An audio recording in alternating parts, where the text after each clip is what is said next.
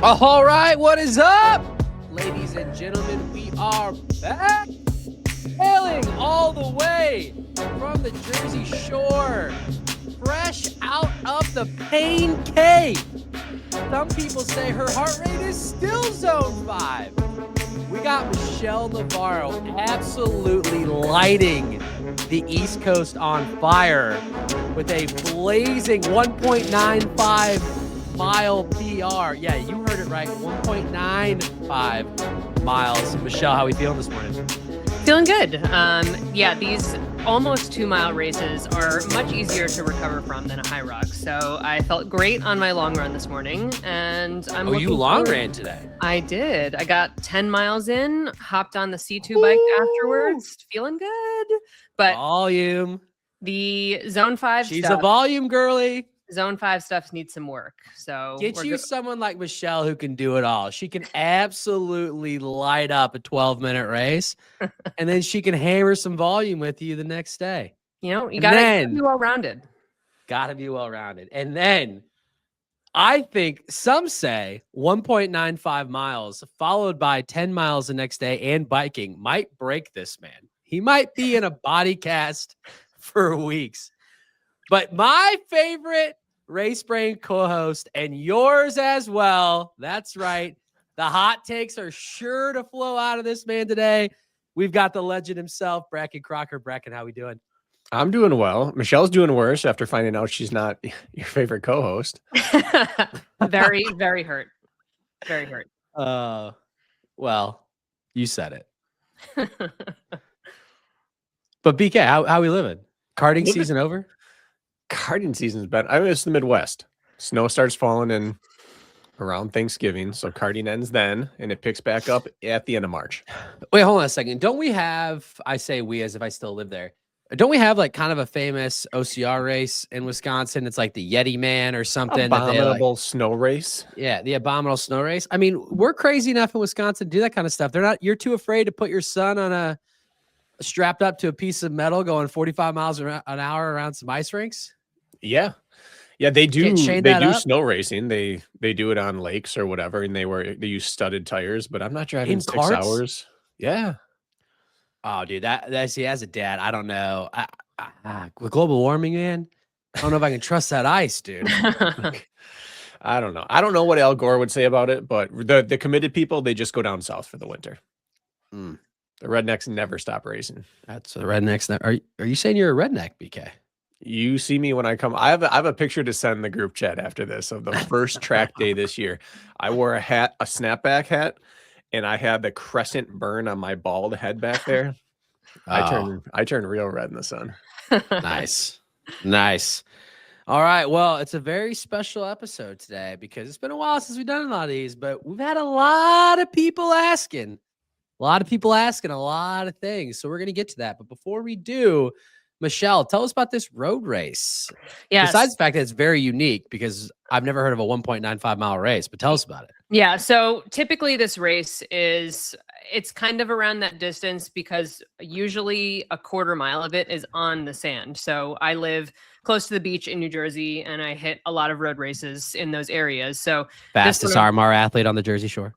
So this one has been kind of a staple in my routine for the past few years. And yeah, there was a lot of snow that we had maybe like a month ago. We got over a foot of snow and it's still not gone. So we didn't do the sand this time, but yeah, weirdly, they just don't have the exact 2 miles. So it was just a little bit less. But I have some goals for the next few months because my next HYROX is not until New York City. So we got to hit some road races in between. And I would like to get more time with Zone 5 and try to go for another 5K PR.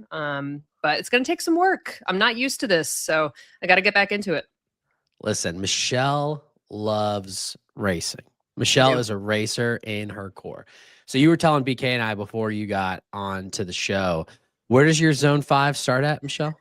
So I have never gotten it tested, but I am assuming, based off of the heart rate that I've been doing for a few years now, that my zone 5 starts at 185. So And how I quickly think, did you get to 185? yeah, I was at 190 at 1:37. So it was brutal. And for a mile, that's fine. But to try to hold on to a second mile, it was pretty rough. So I default back to thresholds. I just couldn't sustain it. But yeah, I'm just looking forward to trying to push that and maybe get a little bit more used to that zone and not get up there right away.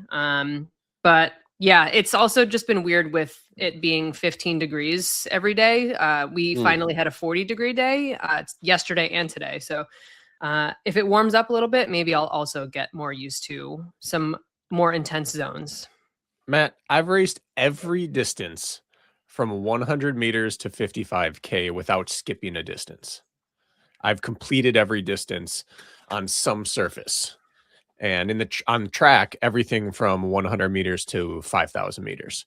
The most uncomfortable race I've ever run across the board is the 3K and the 2 mile. For me, that is the worst distance to race. I feel like I would agree. 5K, I enjoy. That's probably my favorite. And 3K, yeah, it's just so intense for just long enough. I feel like the mile, you can kind of just get it over with quickly, even though it's also painful. But yeah, 2 miles, I agree, is pretty rough. I think what's the science on convergence that, of right? Sitting in it longer and being too high above your anaerobic threshold. Yeah. Yeah, I was gonna say the science backs it up, right? Because like a mile, anybody can sit in their anaerobic threshold for 5, 6, 7 minutes. VO2 max you can sit in for up to 9 minutes. Right. Yeah. So 5K, it's threshold till you drop the hammer, but 2K or 3K, 2 mile. I mean, that's like, yeah, like you said, I mean, you're anaerobic quick. Yeah. In a tactical 5K, you may not be above your anaerobic threshold for like a mile, mile and a half. And then you're above and then it's bad, but then it's over. But 3K, you're in it and you sit in it and then you try to close. I've decided that the best way to run a 5K is to get you a Bracken Crocker who just tells you to get on his shoulder, talks you through the pain, and then reminds you, hey, you've only got a half mile, just send it. Everybody just needs a BK. Just someone who's a motivator who just lets you get on their shoulder and then just walks you through it and then lets you get all the glory. That's the best way to run a 5K.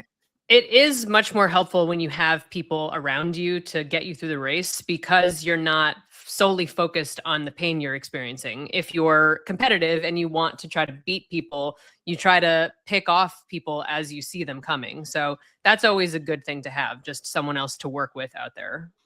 This is an underrated aspect of racing versus time trialing.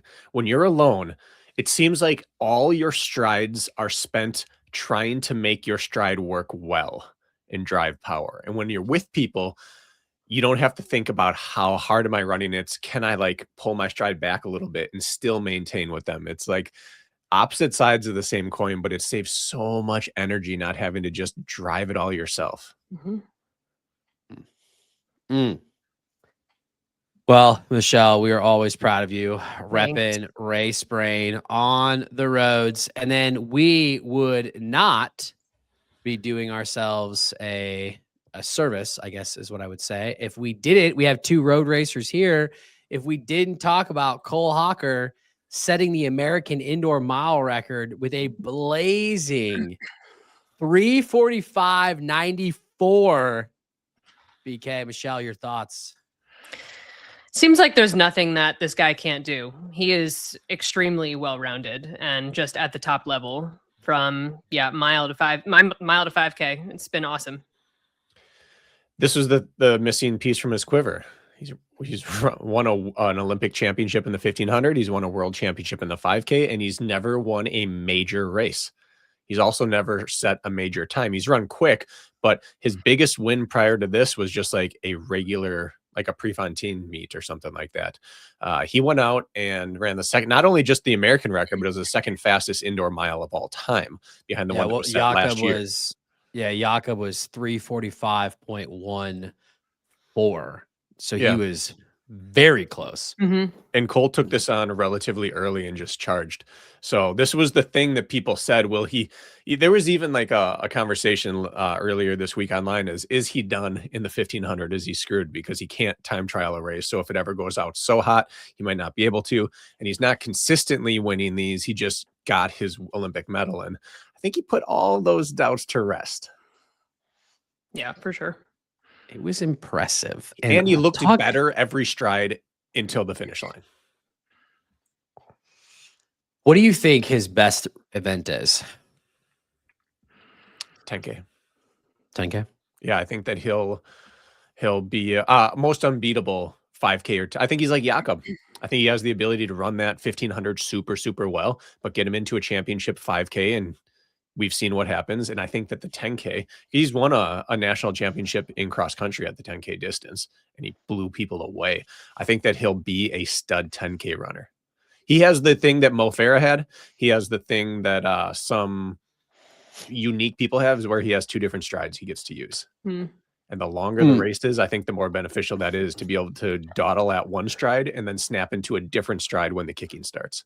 So I think even though he hasn't run a 10K on the track, I think that will be his deadliest. All right. Well, then I have to ask, this weekend, we had our first professional CrossFitter break 60 minutes in a HYROX. Willie Georges ran a 58:53 in Nice. Over under 58:53 for Cole Hocker with that running ability. Usually taking the overs, like, no, it doesn't matter. He's not breaking 80. Oh, wow. 80. The man's like 135 pounds. But he could suck on all this. Nothing. He may not finish the sled pull. It doesn't detract from him as an athlete. For sure. It's I'd just be like asking that 100%. CrossFitter, could he like dock a space shuttle on the moon? These are not the same endeavors. All right, so you say 80. You don't think he breaks 80. Michelle, what do you think? What do you think an appropriate line for Cole Hocker is? I don't know. I would give him like a 70 or 75, probably. I feel like he could do a little better. Do you think he's ever had? No. I mean, do you think he's ever had 70 pounds in a hand for a farmer's carry? Do you think he's ever put weight on his back to walking lunge? Yeah, that's actually, I think that he could, I think he would be, I think he could probably find a way to get through the sleds. It may not be great, but I would have that same concern of like 70. He's going to have more than his body weight in both hands on the farmer's carries, and he's going to have half his body weight on his back for a lunge. That might be the end of him. Our comp to this is a guy that we ran college against. He's a 359 miler.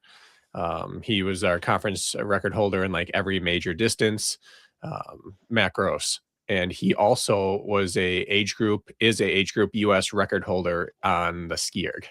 So the man transitioned to, and he's like 6'3". He was a lightweight rower, but he came over, did a HYROX. Now, granted, this was back in the 25-meter sled days, but his first pull was a 29-minute pull. He just got stuck there and fell apart. And this is a guy who was a sub-4 miler and also had age group US records in ski erg and did a 29-minute sled pull, and he's 6'3". What's Cole Hocker? Would you guys ever stick around? I've kind of got a time in my mind as to when I'm going to say it's not my day, and I'm not too proud to admit this, or I'm not too you know what I'm trying to say. I'll admit this.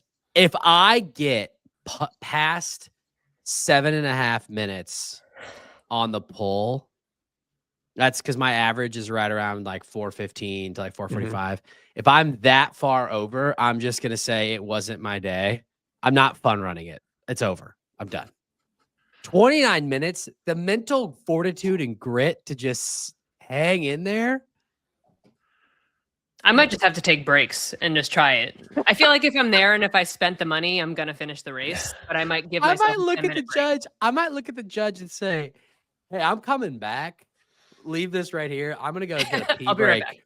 I'm gonna go get a pee break really quick. Some 3 point. water.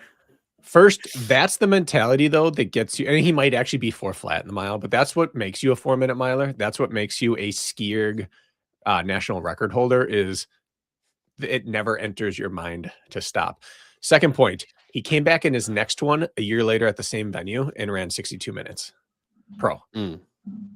And then third, I think it was, well, he was probably like, when he did 62, I think he was like 42, 43 years old. So again, this is not a direct comparison to Cole Hocker, but this guy weighs probably 40 pounds more than Hocker and had 6 inches of length on him and had a 29-minute sled pull. And he's a monster. And he's now a 62-minute guy. So I'm not saying Cole couldn't, but who is the lightest person we've ever seen be able to move the sled? Is it Pelayo or Dylan? 15. It's probably Pelayo or Dylan. Yeah, and they probably weigh 30 pounds more than Cole Hocker. Yeah, that's true. With specific training. I think that also just goes to show, for those of you listeners out there, we're gonna sound like, get off my lawn crowd, but if you weren't around in the early days, you cannot comprehend how hard the sleds were. You just can't. I remember my first race in 2022, which was open weight, and I got starched by the pull. My pull time in my first open race was worse than my first pro race on those old sleds. Well, when you pick up the sled now and you're like, oh, there's so much slack in this. That's how much slack was left after 12.5 meters of pulling already. So extrapolate that amount of slack that you had to take out of the rope, and that's what the pull was. That's wild. Insane. It's insane. All right, let's give the people what they want. We got a lot of people asking a lot of questions. Oh, you know what? That's one more quick tangent, because that'd be rude if I didn't do this. We had a couple races this weekend, so we should talk about it really quickly, and then we will get into a lot of people asking. We raced twice this weekend. We raced in Istanbul and we raced in Nice. On the men's side, over in Turkey, taking 105 points, Yannick Chopla, one half of the reigning doubles world championships with the 55-46. So the times don't matter anymore. 8-Tor, Lizarazu Hormia with the 56-46. Ollie Fricker, 57-07. Benito Baez Ayala with the 57-36. And Dylan Caruso rounding out your top 5 with a 57-42. This is a good race for Yannick and much needed points. Just looking kind of over his results since Worlds, he has one top 5 finish. That's not going to score him. And then in the elite race that he raced this year, he got 13th place. So now he is on the board. On the women's side over in Istanbul, this one is very impressive. Danielle Lowe, the South African, sub 60 BK with a 59-44, followed by Jana Liebenstedt with a 60-44, Viola Oberlander with a 61-28, Charlotte Hagelin with a 62-35, Gloria Corbetta with a 64-38, rounding out your top 5. But I just want to take a moment and talk about this. Danielle Lowe with a 59-44. Michelle, talk to us about what this means for the women. Yeah, I mean, again, it's another just handful of women that have gone sub 60. So whenever we see it, it's very impressive. And I don't know what her PR was before that, but I have to imagine that was a significant jump for her. I don't know what it was. The sub 60 women's club is fairly elite. These are the names. It's like 7 people, I think, right? Yeah, it's Joanna Wettrick, Lauren Weeks. You can't see my fingers. Meg Jacoby, Vivian Tafuto, Linda Meyer, Kate Davey. That's your 6. And then Lena Putters, 7. Yeah. Emily Dahman, 8. And now Danielle Lowe, 9. And only 9 women in the world have ever gone sub 60. Yeah. So, and it seemed like a really competitive field too. So it must have been an awesome race to watch because there were some great times that you mentioned. But yeah, I mean, big jump. And we've seen her maybe once or twice in the elite field. So gotta imagine that we'll see much more of her now with that kind of time. Yeah, I mean, big bounce back from Phoenix. Obviously, in Phoenix, she raced twice. She raced with Vicky McIntosh, where they dropped that 53-53, and then she ran the next day in the solo. So she was not fresh, 62.09. And then she ran Hamburg, that 63.18, took 13th. But this is going to be big for her and her chances next year. So taking all 105 points. All right, on to Nice. On the men's side, your top 5 men in Nice: Xavier Dufault, 55-51; Tommy Valentine, 57-35; Thomas Dubois, 57-46; Jocelyn Powitz, the French are going to hate me, 57-52; and Steve Pinal rounding out your top 5, 58-07. But we've been talking about this for a long time. I will go all the way to 6 because Willie Georges, a professional CrossFitter, has finally done it. Broke a sub 60. And with all due respect to Willie, did not think that it was going to be him. But he did. We got a CrossFitter under 60. BK, your thoughts? It was inevitable, but I'm with you. I thought it was going to be a name we had kind of seen come onto the scene and thought, all right, this is one of the candidates, and they're going to do 2 or 3 and then crack. And I didn't see this. That's fantastic. It's such an impressive thing for someone to switch sports and come over and find that kind of success. So huge shout out to Willie. We just had one of the best CrossFitters in the world right now, James Sprague, running Phoenix, and he was 63-40. I would have pegged Which is James good. which is great, but I would have had James Sprague. You got someone in the throat. I would have had James Sprague before I had Willie. So shout out to our man Willie. And then on the women's side, we had Ellie Stenfors taking all 105 points with a 61.04. Ida Mathilde Steensgaard with a PR 61.29, taking 100 points. Amber Karam 64.08, and Bonin 64.22, and Camille Batt with a 66.50. Good to see Ida running. I didn't know she hadn't been racing a lot this season. She might be an athlete that benefits from the rule change. I mean, obviously 61.29 is nothing to slouch at. She's definitely getting faster, but someone who could probably pick up a few wins here and there in a few second places and find her way back into the Elite 15. But Ellie Stenfors continuing to improve. She ran in the elite field in Phoenix. She ran a 61.06, follows that up with a 61.04 here in Nice. And impressively enough, she ran Stuttgart 61.05. Very consistent. 3 races all within 2 seconds of each other in the same season. You're either elated that your fitness is able to hold, or you're just like, man, how do I break through? She's not the only one to do that this year. Yeah. Pretty impressive. Pretty impressive. All right. On to the main event without further ado.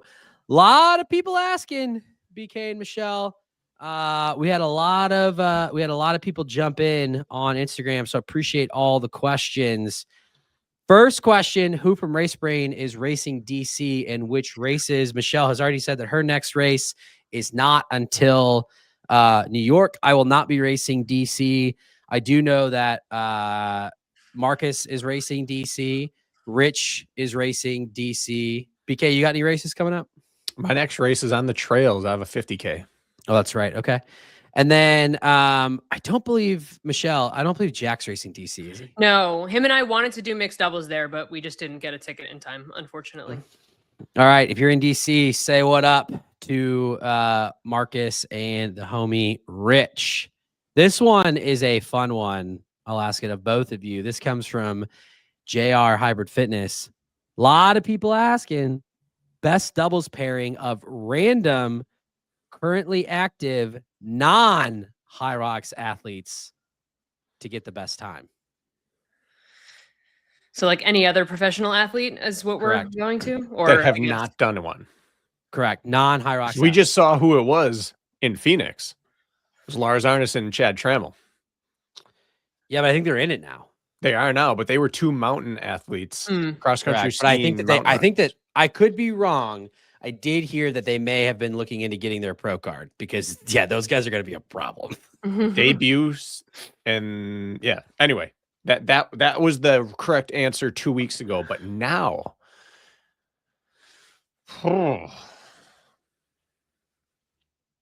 it'd be easy to take the two best endurance-based CrossFitters, so I think I'm going to stay away from that. Based off what I just saw there, give me the first and second place finishers at the Winter Olympics in biathlon. Male or female. I'll take those two. Okay. Yeah, I was going to say, Bracken, I feel like you and Kirk were talking about the cross-country skiers having like the biggest engine, and that stuck in my mind when I was watching some of the Olympics, and those athletes are absolutely impressive. So I feel like maybe some sort of cross-country skier combo would be pretty epic too. Yeah, the French just took 1-4. It was the last name is like Filet Mignon, it looked like, and then Jacqueline. So give me those two gents in a mixed doubles. It's not a mixed doubles, but in a doubles. All time, give me Rip Hamilton and Steph Curry. I think those two covered the most ground on a basketball court ever. They've got big frames. They're lean. They're strong and functional. More functional and strong than people give them credit for. So give me Rip Hamilton and Steph Curry. All right, fair enough. Rip Hamilton was also like a 4.39 miler in high school. Jeez. Fair enough. All right, this one actually a lot of people did ask, so I can't even give this credit to one person. A lot of people asking, will we have a race brain relay? The answer to that question is yes. You guys we should. We should. I think the problem is come to New York. Who's the odd man out? It's probably me, if we're being honest. I disagree. I think it's Rich. Yeah, we're never going to get him nailed down. Yeah, we're never going to get him nailed down, but also his old ass can't handle a third race on the weekend. Yeah. So it probably should be pick one. He should be pick one. But he's going to be the one not on it. But then Marcus is also like very particular. He has to stay at his fancy hotels with points, and he's like very much about his schedule, and like he doesn't really like accommodating, changes to the schedule, and he only wants to go to races if he's racing with Dawson, although Dawson's kind of race brain now too. So like, I don't know. It's going to be the fun team. It's going to be us three and Jack. It's going to happen. You guys definitely should. Actually, what we should do, that'd be a fun team. Could a race brain team of BK, Matt, Jack, and Michelle, could we sign up in the men's race? Because you can do that. And could we win a race? I think we could, because Michelle is faster than 99.5% of the dudes that are running relay anyway. I would be the weak link on the team. Still, Michelle is going to start some people. How are we splitting I it can up? relay. Michelle, what would you want to take? It'd be women's pro rates. I think we'd have to let Michelle pick first and me second. Yeah, I was going to say I would probably take push, and maybe I don't know. I feel like the ergs are not good for female. Maybe like burpees. Ooh, I was gonna. So you're gonna want to go anaerobic then, because you're gonna run push and then get a brief break and then run burpee. The first half of the race is better for me. The back half is where I struggle. Is this open or pro?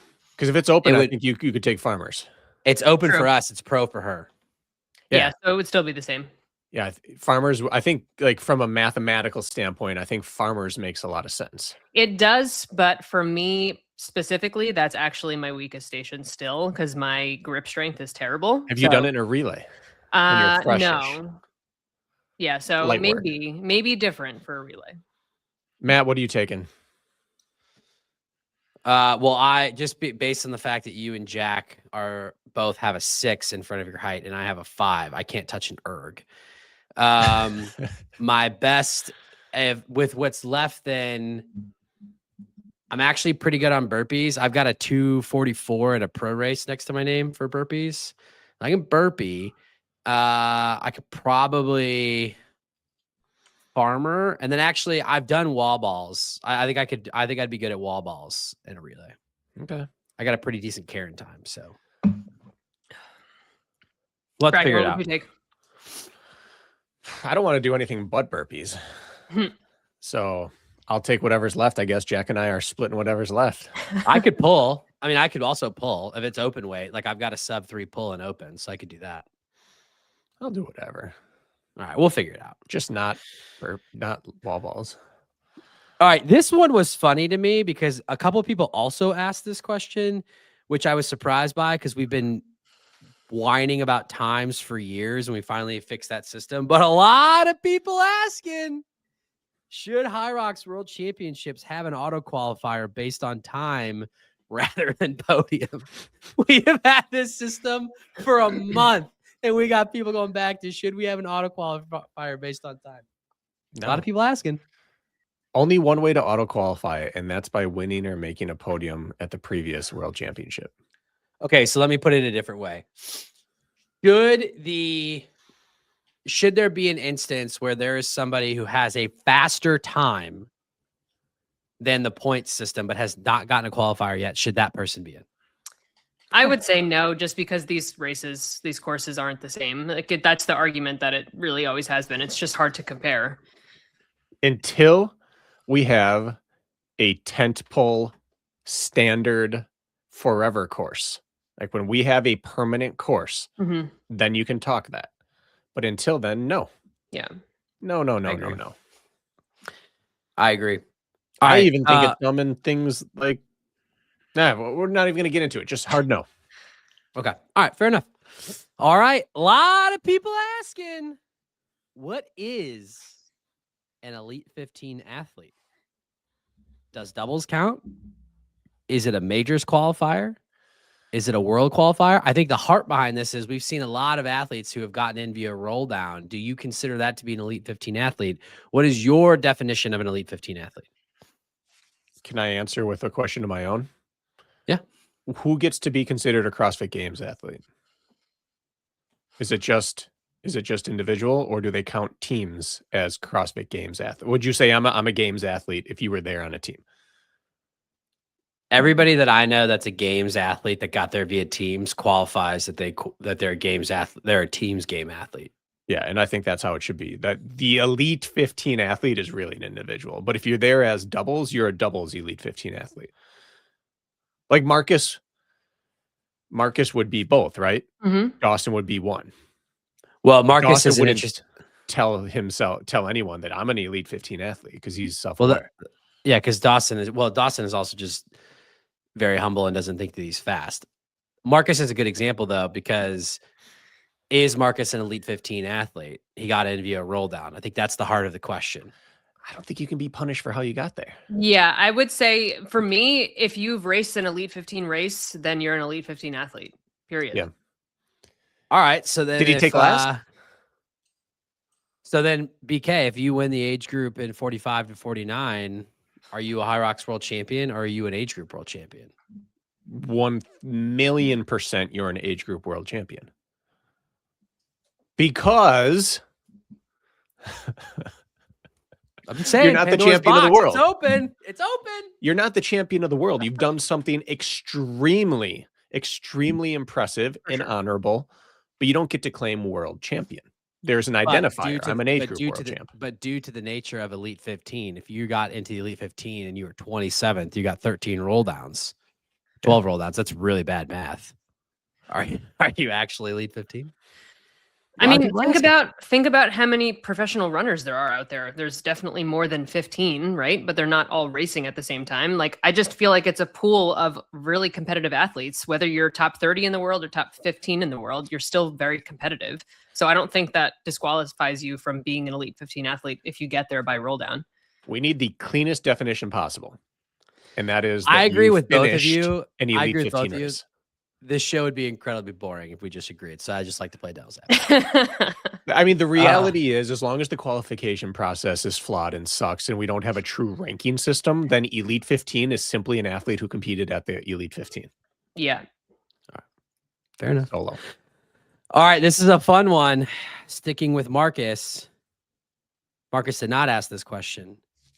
Who would win in a race between Marcus Wallace and Matt Mason versus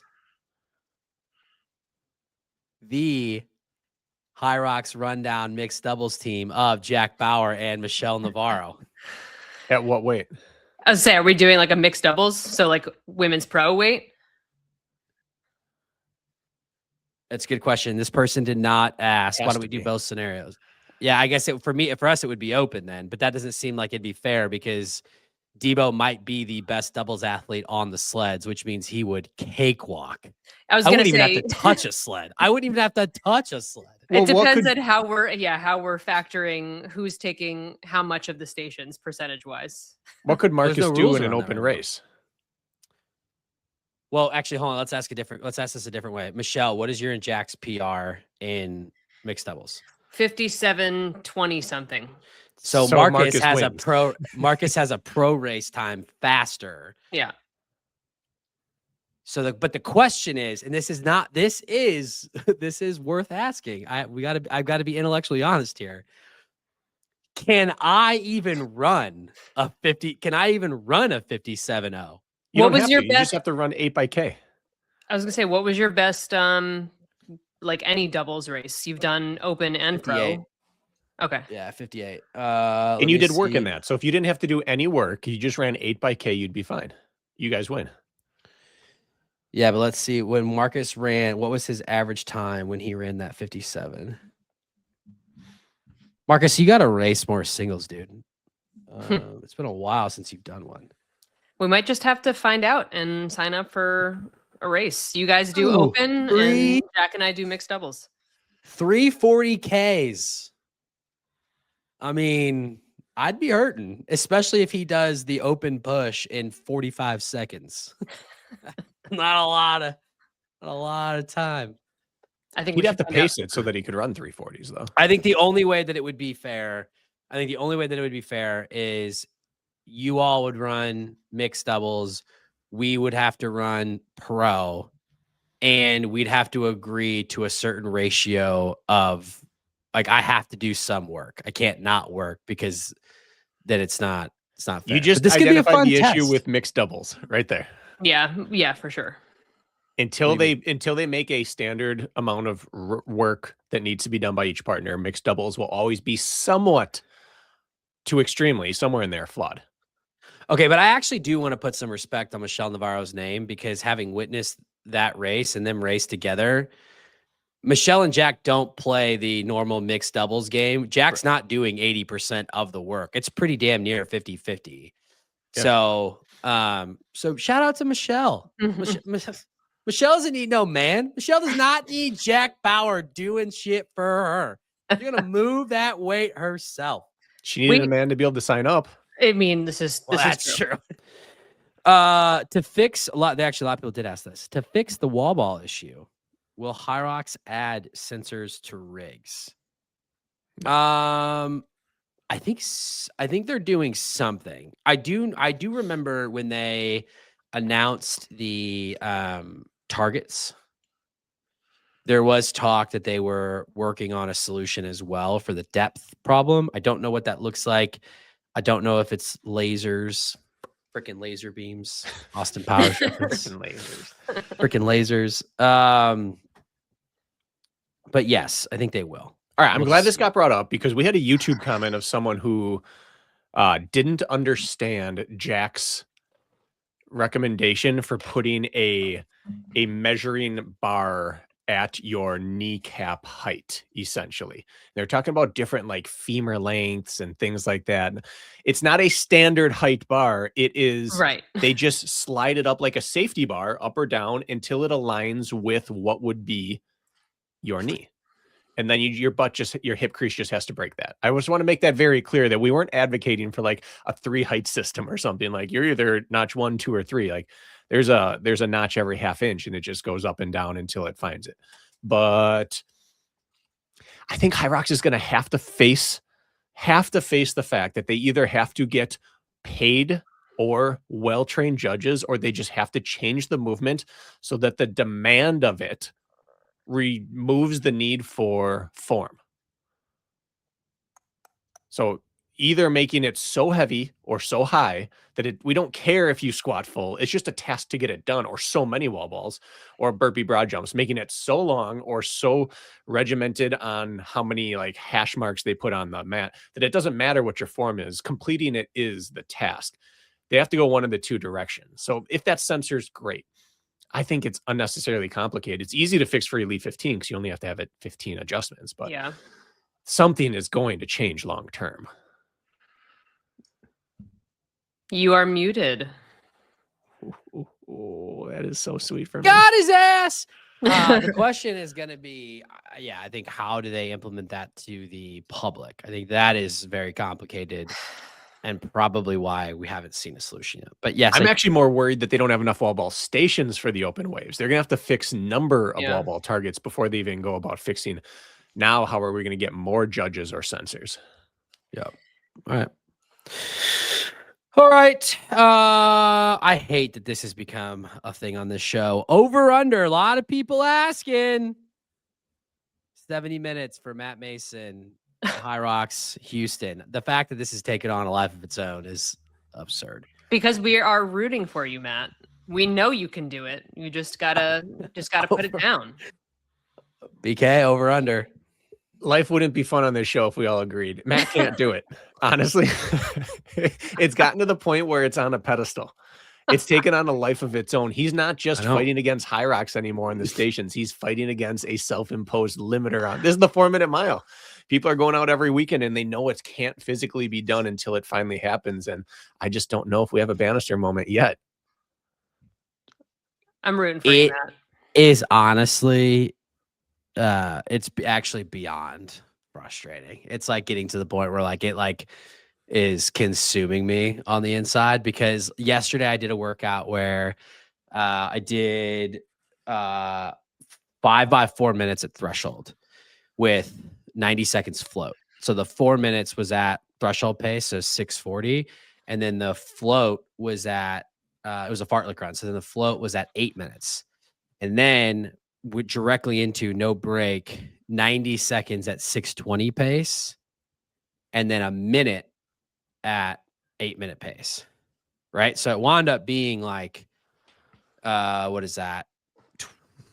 25 minutes at threshold or like sub threshold with like pretty decent float. And my heart rate never got above 161, 162.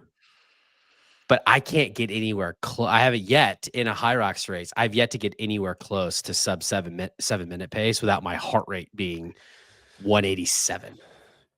Two things, Matt. First of all, I think you're like a 67, 68 guy right now. Seriously. I appreciate like it's funny that 70, not funny, but like it's interesting that 70, whatever our number is becomes this limiter, because I think we all agree you're minutes under 70. Mm-hmm. It just hasn't happened yet. But the second thing is, how many HYROX pros run within 20 seconds of their actual threshold consistently in a race? Well, that's what we were talking about before the Maybe show. 20 seconds, yes, but not like I don't know. like 10 or 15. Maybe a better question would be who do we think can actually run close to their threshold in a race? I'm going to say, I think Ronk probably does. You know him better than anybody. You think Hunter's close to threshold in a race? It's hard to tell with him if the workouts he posts online are legit, because he's doing a lot of road running. You never know what the grade is that he's running at. No, I don't think so. Okay. I think based on a lot of his running, he's like a 520, 525 is his threshold. That's totally me guessing based off Strava and in Instagram. But I was going to say the same for Rich. I don't think he's at his. I don't think Rich is at threshold. I think it's the station-based athletes, the people who aren't super great, efficient runners. I think they actually get the closest to their threshold. I would agree. JK? Dylan? No. Yeah, no. Okay, so we've just named 6 of the biggest names of the sport right now. It might be like Chapla. It might be Tim? Wasson. Tim, no. I mean, he might be within 10, 12 seconds per K of his threshold. Charlie I think Bottrell? that'd be the range, 10 to 15 seconds for a lot of these people, but closer to 20. But I don't think the heart rate's correlating that on race day because it's compromised. It's jacked up. I think by the end of the run, they may be back down near threshold heart rate. So going back to the original question, let's hope that it's under, because if it's not, that might be the last time you see me toe the line. So you have a sled pull, I'm out, and you've got a if I can't break this thing, I'm out. No, I don't actually have that, but like it would mess with me mentally, I think. Like there's like a point of like, how hard do I want to continue to like hammer this thing without seeing like a breakthrough? Like Kent and I have talked a lot about like, once I break it, like I'll probably like Kent was like, I would not be surprised if you like broke it. Like you might just like skip 69 and go right to 67. But you got to break it, you know. Have you considered drugs? Every day of my life. Yeah. If I could get my hands on some TRT, you know, I'm not too proud. What? I'm never going to be Elite 15. Also, for the record, in case HYROX is listening to this, I've never doped. I do not plan on doping. And if you drug test me, it will come back clean. So this is more of a mental barrier for you, Matt. You can absolutely do this physically. It's the mental barrier, and you'll get through it. I don't think you should give up. I appreciate Even that, if it Michelle. doesn't happen in Houston. I think that's also the point. You just got to keep showing up. I appreciate that, Michelle. Mm-hmm. My last comment, though, does lead into the lot of people asking BK's favorite topic. How has there been no positive drug test? One person even said, open your eyes, which I would like to take this first before I hand it over to BK, who says there hasn't been. Yeah. BK? I agree with that. Yeah, open your eyes. We abide by the same rules as every other human on Earth. If you look a certain way beyond a certain point, it's a good indicator. If you perform a certain way beyond a certain point, it's a good indicator. And my big my eye test is not the way someone structurally looks. It's, do they respect the rules of physiology when they race? There are only so many types of crazy moves that a human can make without tipping over. And we have a lot of people in the sport who don't seem to care about the consequences of how you race. When that generally happens in running, that's a drug positive test waiting to occur. And if you look at all the positives that occurred in the last 5 years in the running scene, there's a high correlation of race tactic styles that those people used, because you don't pay the same consequences. That's one of the great things about certain performance enhancing drugs, is they allow you to recover super, super fast or not tip over, and you get to make more surges and crazy moves than other people. So we have a lot of people in the sport that look like a duck, quack like a duck, and race like a duck. On top of just like their locker room talk of, oh, this person's doing this and this person's doing that, and things they post, the sponsors they post, the things they post in their profile. Like some people are just blatantly posting certain peptide talk that you can't use. Yeah. Also, to the direct statement of how has there been no positive drug test, it is not my job. I'm not out here to shame or potentially spread rumors or lies, but who's to say that there hasn't been a positive test? Within the rule book, it does not say that HYROX has, if there is a positive test, it does not say they have to disclose it. They don't have to make a public announcement about it. They also don't have to strip them of podiums, money, any of that. So it is very possible that someone has tested positive and you just don't know about it because they didn't say anything and we just haven't seen that person race. Yeah, silent. So ban.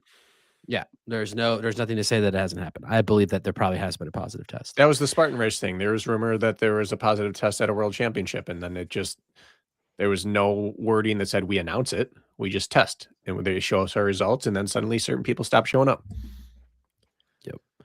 All right, moving on. More positive topics. This one's fun. A lot of people asking top 15 athlete, men and women, for each station and running.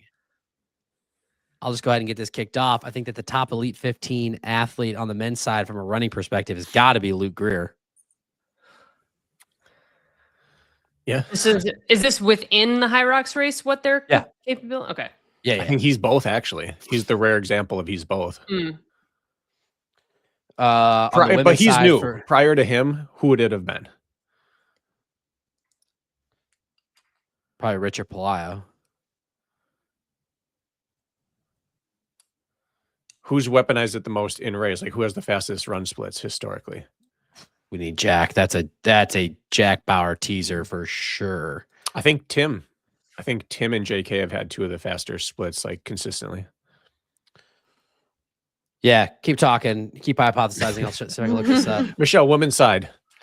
I mean, I would have to guess Lauren Weeks is up there. Joanna must be up there with that world record as She's well. now. But truthfully, like I actually don't know. I know Lena Putters has had a pretty significant run rocks. But off the top of my head, I don't know exact splits either. Rich Ryan's average run time is 2 seconds faster than Tim's. Let's look up who else did we say? Palaio. I thought JK and Tim would have 2 of the fastest, but apparently Rich is averaging faster. Palaio's average run time is 28 seconds faster than Rich. What about Dylan? Yeah. Dylon, and Dylon. Palaio is faster than Dylan.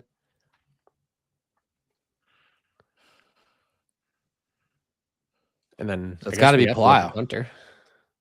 Yeah, you got to look at Hunter's average run time. This has got to be including doubles races, which is going to make it a little bit complicated. Yeah, it is. Hunter's average run time is 17 seconds faster than Palaio. So historically, those 2, and recency, Greer. Yeah. All right. For the stations, skier, it's got to be Hunter. Hunter and Tim. Jake Williamson. He outskied everybody in that relay at Nice. Was it Nice? Yeah, Nice. That's the first time they did that. Push. Hunter, probably. Ronk's pretty good at the push, right? Yeah. I think you could take Hunter on almost every station. Probably. The exception being when he struggles on burpee brow jumps, and occasionally someone will hammer a farmer's carry. JK's lunge is hard to top. Mm-hmm.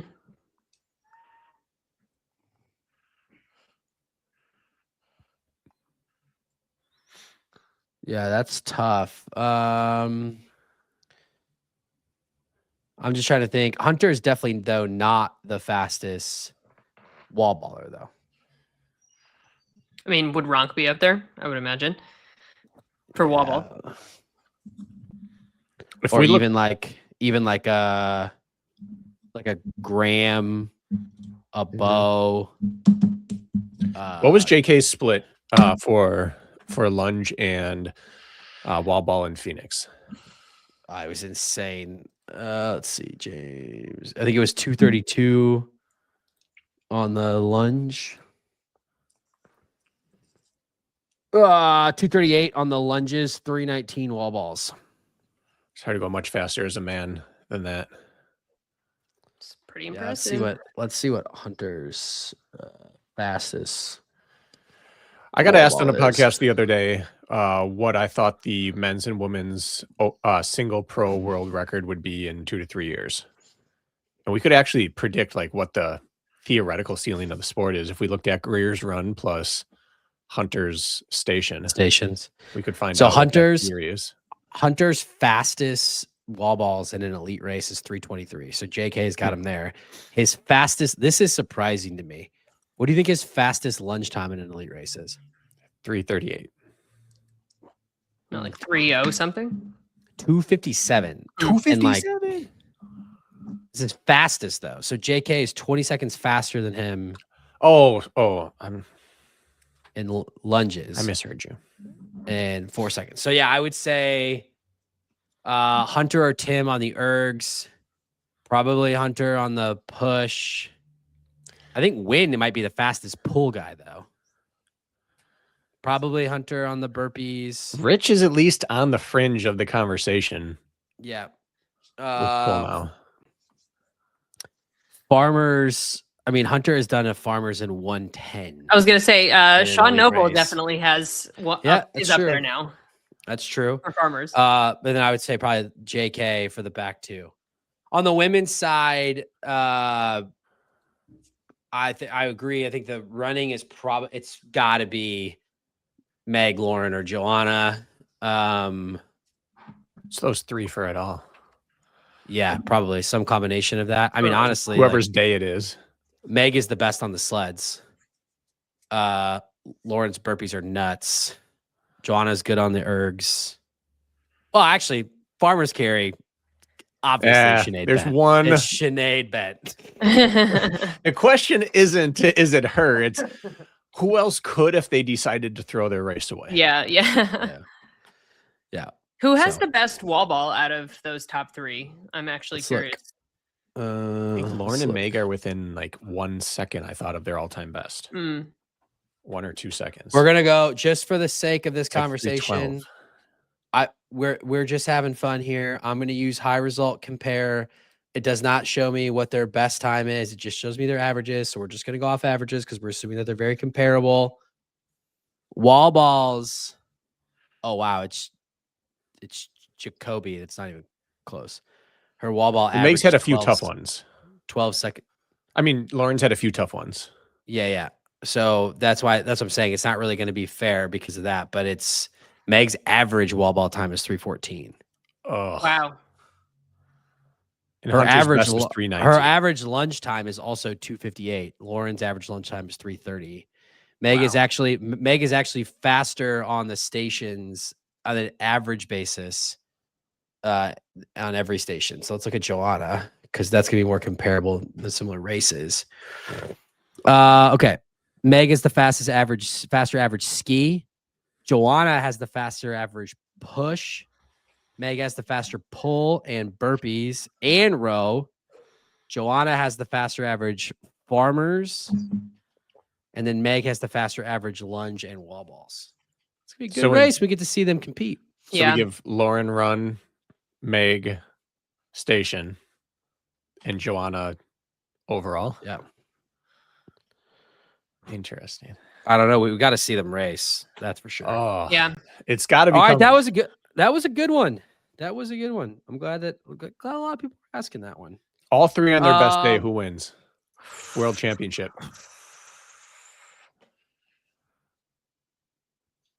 Too tough.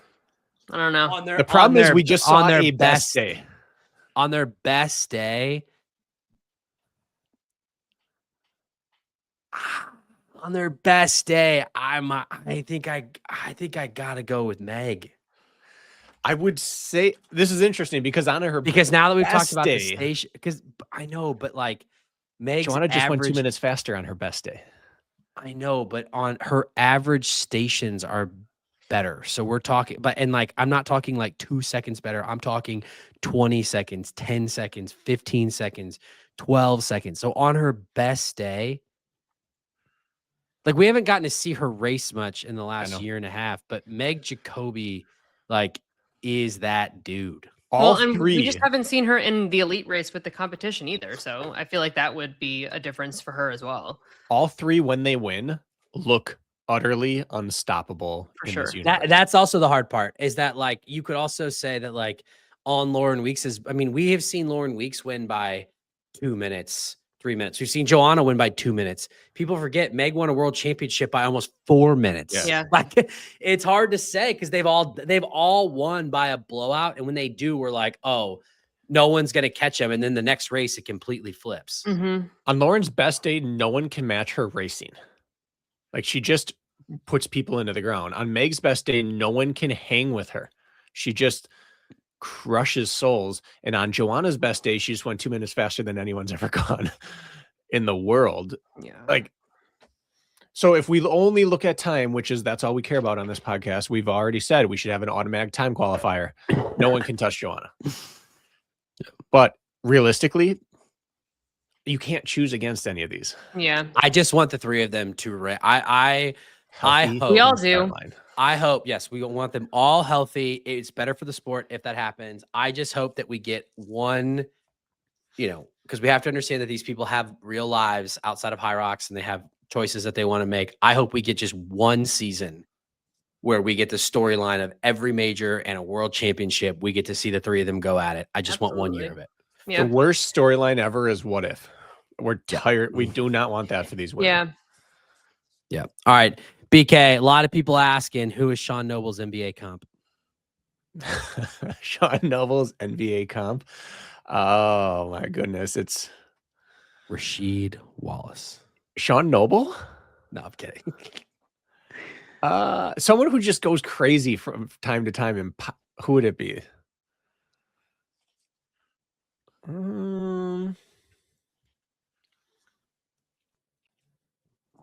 Austin Reeves. Austin Reeves. I mean, that's not terrible. It's not a bad comp at all. LeBron loves Austin. Austin Reeves was also the #1 ranked high school player in the nation coming out of high school. I don't know That's if what I'm saying, Noble it's was not a ever bad #1 comp. rank. He might be now.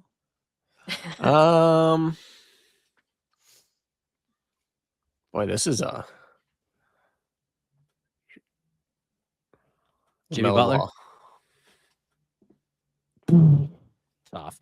All right. A lot of people asking, what are you setting the line at for Bad Bunny? Over under.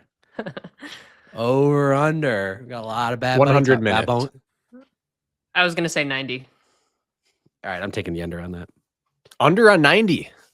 Yeah, I mean it might be like 129, but You think Dude, he and Cole Hocker might be on the wall balls together? Bad Bunny's got 60 pounds on Cole Hocker. Vibes alone will get him. Yeah, under vibe. Like, you see him, yeah, dude. Cole Hocker races on vibes alone. This is true. This is actually true. Could you pick more opposite people who might run within the same 10-minute window of each other? Very opposite. Okay. A lot of people asking, who are your surprise dark horse picks to qualify out of each region, men and Ooh. women? That is a good question. Because these regionals are coming up. Dark horses. So I mean, you know what? I'm just gonna help us all out here. We're gonna just do this really quick. I am going to do us all a favor, and I'm going to share the regional rankings on the screen. Excellent. I'm going full screen here then. Mhm. My eyes are starting to age here.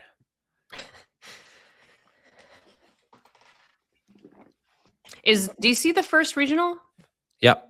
Okay. All right, we will start on the women. Surprise dark horse.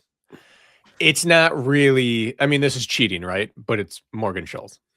She's not a dark horse. She isn't, but like if she goes, No, to she's I was the gonna say, favorite. What's the definition of If dark Meg, horse? okay, just to be clear though, BK, if Meg doesn't race, which I don't think I don't know anything. This is pure speculation. I doubt that she will be. I think she just posted on Instagram. I think she's a week or two away from being able to run. So I can't imagine that she's said gonna. this is cheating. The real answer is Rebecca Hammond. All right, there we go. BK says Rebecca Hammond. Michelle. Oh my gosh. Like Griffith shouldn't be a dark horse. Yeah, she's 15. I know. I was gonna say, like, yeah, maybe Brooklyn. We have a It's hard to put. champion It's hard to put the outside top 15. trifecta. It's hard to put the trifecta. I was actually gonna know. say my dark horse in this is just because it's a name that people don't know. I'd actually go Carolyn Watkins. She's had some pretty impressive races, and I don't think anybody's talking about her. All right, I said Carolyn. Michelle, who'd you say? Brooklyn Nichols. Brooklyn. Okay, and then BK says Rebecca Hammond. All Hammond's right, a dark on. horse, but we have in 17th place, we have Chris Rogloski, the world champion. Can you be a dark horse and an ex-world champ? She might not get in though, because right now the only person I don't think is going is Meg, and she needs 2 roll down spots. I think she'll get in.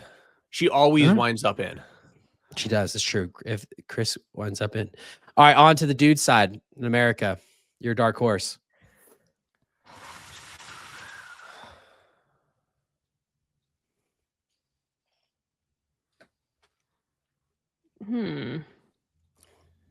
From a name recognition standpoint, I think it's Ryan Douglas.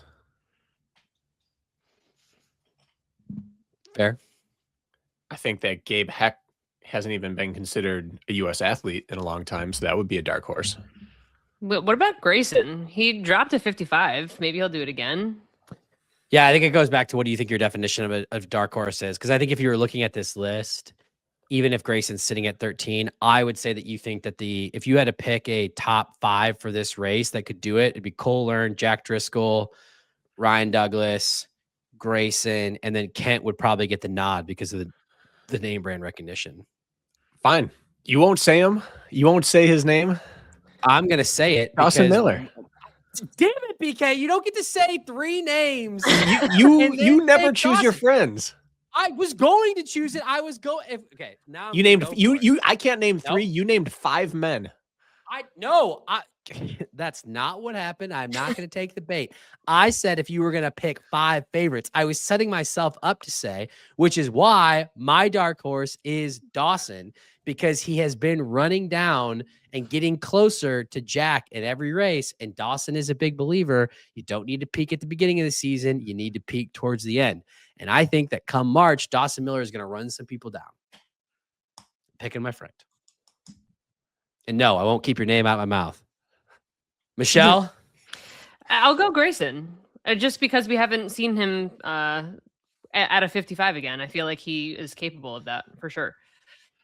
Not a bad pick. Crazy to see. Just like Chris in 17th, Kent in 12th. Yeah.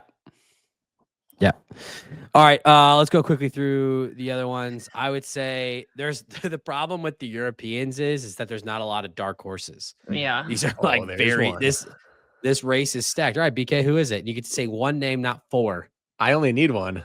And Jack is going to be jumping up and down for joy. It's Richard Hynek. That'd be a dark horse. Michelle? We called it in the preview at the beginning of the year, or Jack did. I don't remember if I supported him or not, but this needs to be speaking it into reality. Richard Hynek.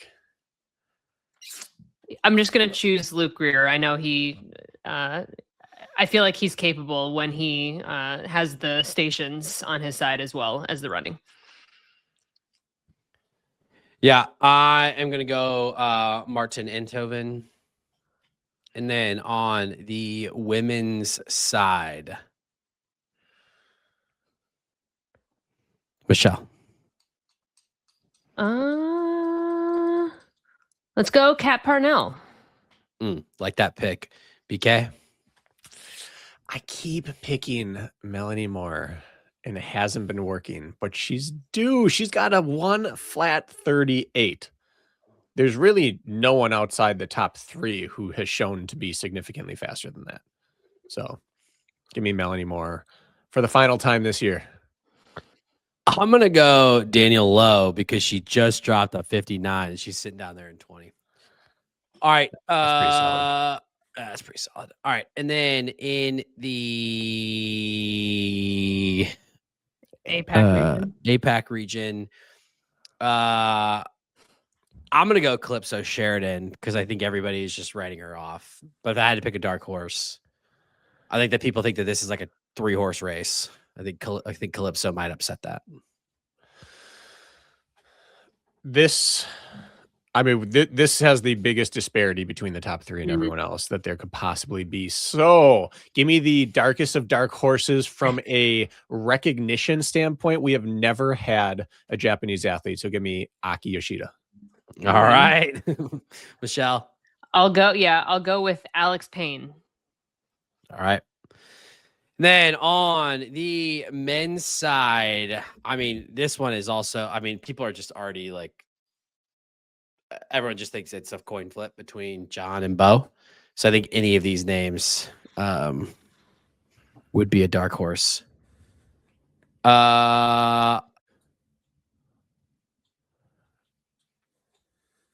Give me Matt Slee. I will take the 9 spot, Greg Lewis. I was taking Greg Lewis because he did it at Worlds. So now I have to change it. Can we scroll down?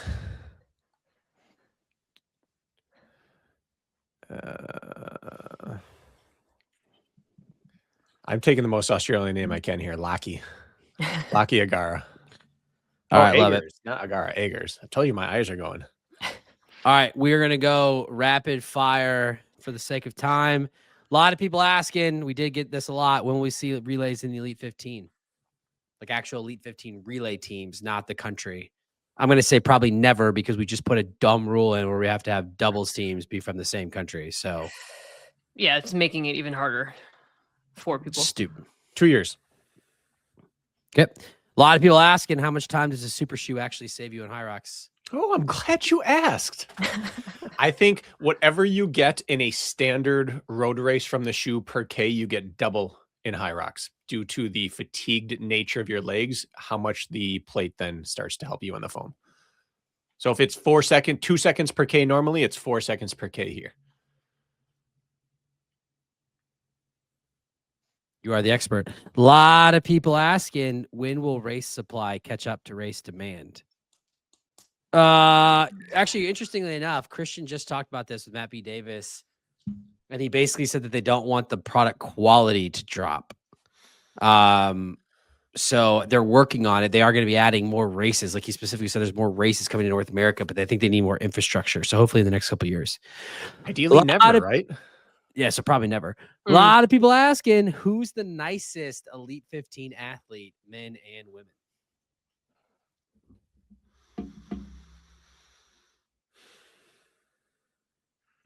Jack Driscoll is the nicest human being He's a very nice human being. I've ever talked to. I have said this.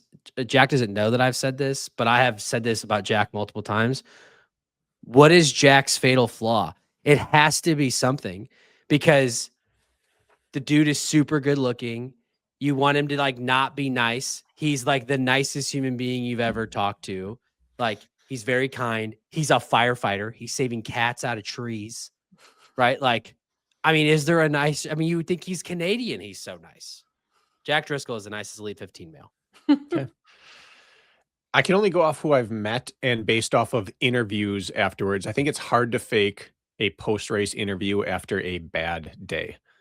And I don't know if I can pick anyone over Lauren Weeks. Genuinely seems excited for every person she competes against who beats her. Yeah. It's either, go ahead, Michelle. I was just going to say, she's always so encouraging after talking, race stuff. She's very nice. Yeah, Lauren Weeks is always very gracious with her time and remembers previous conversations that we've had. So I would say it's probably Lauren, but if I had to pick someone else to break the mold, BK is going to hate this. There is the other person who is always happy, Chris Rogloski. Oh, I thought we were going to do her for the other version of this category. Biggest a-hole in Elite 15. No. BK, a lot of people asking, how do you think the Norwegian cross-country skier Kalebo would do at a HYROX? Better than Cole Hocker.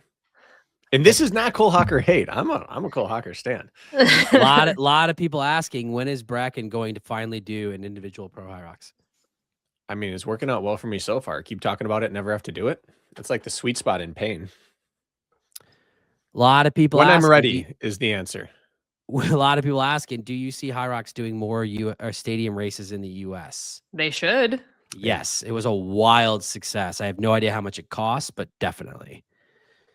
And then a lot of people asking, when will we see a pro mixed doubles division in the Elite 15? I hope next year, but they have said that the problem with this is that they need to, basically what BK said earlier, no one wants to see a race where a woman touches 5% of the stations or no stations at all. But they'd have to figure out a way to like, how do you measure how much output they do? But you also don't want to put like guardrails on, like it's got to be equal or it's got to be 60-40, right? You want there to be some strategy involved. So I think it's a little more complicated than that. Yeah, maybe a year or two though. Yep. All right. Final thoughts, BK, Michelle? Just to answer your question, the number $400,000 was thrown around for some of the stadium rentals back in Spartan days. I don't know how accurate that is, but HYROX is doing such high volume of people that I think it's actually a viable rental fee for them moving forward if they can do 3-day events, which Spartan could never do. They were banking on 2 days. Yeah, I mean, if the problem that we've had over here in the US is that they have tried to sell out some of these other races before announcing cities, and then I think that's the problem. If they gave enough advance notice, people would show up, Yes. right? I mean, Yeah, we're gonna have the in New notice York has been- City, yeah, in New York City, we're gonna have back-to-back weekends. Like, I have no idea how much it costs to rent out the Garden, but like, Garden's probably also too small. It's probably too small. Definitely. Unless you want a 10 lapper. Yeah. All right. BK, Michelle, any final thoughts for the squad, the crowd? It's a fun one. Good It's stuff. always fun. It's always fun. All right. Well, we'll see. And no one's going to Vegas. No, Rich is going to Vegas. Rich is going to Vegas. Jack is not going to Vegas. Marcus is not going to Vegas. I will be in Houston. Sounds like I will be alone there. Marcus and Rich will be in DC. Michelle will be in New York. I'll be in Ottawa. BK will let you know. He'll let you know. When he's ready. When he's ready, he'll let you know. BK, what we got on? We're sitting on the same 70-minute marker. I'm not going there, Matt, until I can just get my goal, which is to lop an even 10 minutes off. There you go. BK, what do we got on TRP this week? Continuing our How Important Is It series, where we debate how truly important are certain types of running workouts. We've done lifting. We've done the long run. Now we're going to move to a little spicier. All right. I'm going to tune in. All right. We'll see ya.